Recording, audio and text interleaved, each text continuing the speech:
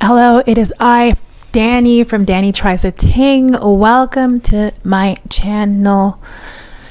This channel is dedicated to all the dreamers, all the people who are tired of the status quo, who want to carve out their dream life, who are unafraid of having ambition and taking risk, even doing so scared. This one is for you. My name is Dani, mama of two. This is my journey postpartum, post-grad school, delving into the world of Etsy as a means to regain my creativity.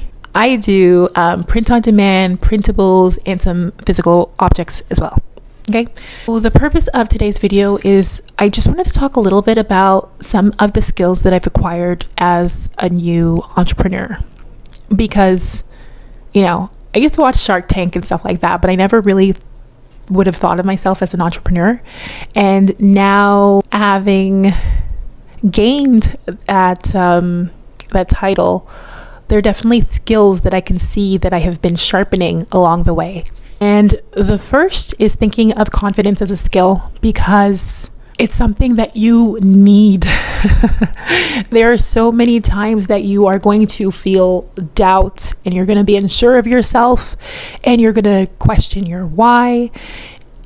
And ultimately, that confidence in you is what is going to keep you going, And at first I was thinking you need like an unwavering confidence, like one that is unshakable. And I guess in some senses, yes, it is that, but ultimately it will fluctuate. There will be times that it will waver. There will be times that you are going to be doubtful and that you will feel like your confidence is completely shot.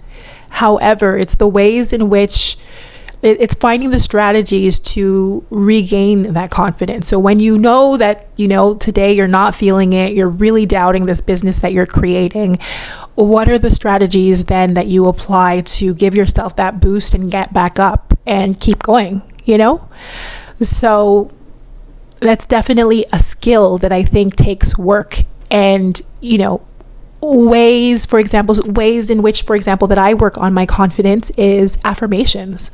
I have started doing daily affirmations. I've written some down. See it, it's on top of my laptop, and I see it every time I open my laptop. But I also have an app on my phone, so I recite them at least. I try to recite it first thing in the morning, but if not, I recite it at some point during the day. I've also attempted a gratitude journal. I'll share more on that as more time has progressed and I've done the activity more frequently, because right now it feels like it's been infrequent. That said, I do know that I feel a lot more gratitude coming my way. The other thing is emotional intelligence. So, it ties into confidence, it ties into trust, confidence in the process, and confidence in yourself. Same way for trust.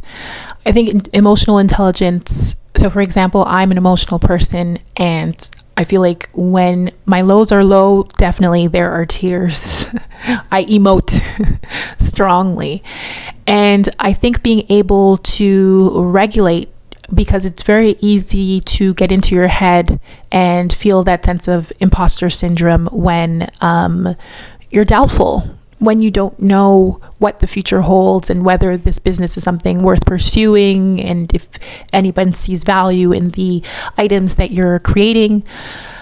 So having that sort of emotional intelligence, and I've already talked about doing the affirmations, but another thing that I do is audio journaling. So again, because I don't have that much time, I do find making little audio journals really helps me to release the energy, right? That energy and those negative thoughts, if they don't have anywhere to go, they sort of stay trapped within my brain. So ultimately having a vehicle to get them out so that there is space in my mind for new ideas, new positive ideas to take place, I think that's really, really important. So having some sort of mechanism to unload, offload some of that weight can maybe be helpful, like, exercise, yoga, meditation, just all those things to sort of recenter and regulate the emotion. I've talked in the past about the process being really, really lonely, not having a lot of people with whom to bounce ideas off of, especially if you're like me in a one woman shop. But ultimately, my homegirl is failure.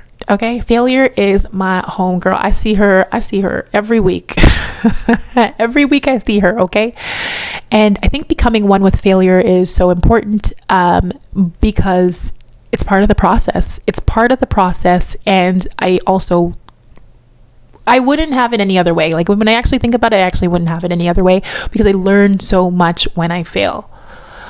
It sucks in the process, but then then you try options B, C, D, E, F if you've learned not to do A, right? And I think that's so instrumental and essential to one's growth. So definitely, I think a failure, she's coming over next week. I think next week she's supposed to come over.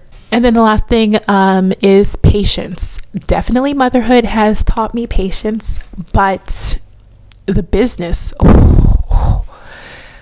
and the thing is that now I can look back 7 months ago at how far along I've come, and everything took time, but it's allowed me to get to where I am today. But also it's going to help propel me to where I'm about to be next year, because y'all know next year I'm not going to be at the same place. No, I am not. And I am not a patient person. Like, I would rather walk. If I know the bus is coming in 5 minutes, I will walk to the next stop, because I cannot just stand idly. I just don't like to remain idle. So in business, having that patience, it's just so essential. Anyways, what are some of the things that you guys have learned on your journey to entrepreneurship? Please engage in the comments. Again, like and subscribe, because that really helps to communicate to the YouTube algorithm that you want to hear more from me. You want to see my videos. It's so helpful. But yeah, I want to hear some of the skills that you feel like you've acquired along this journey that have helped you, because I am constantly looking to improve self. I'm constantly trying to grow.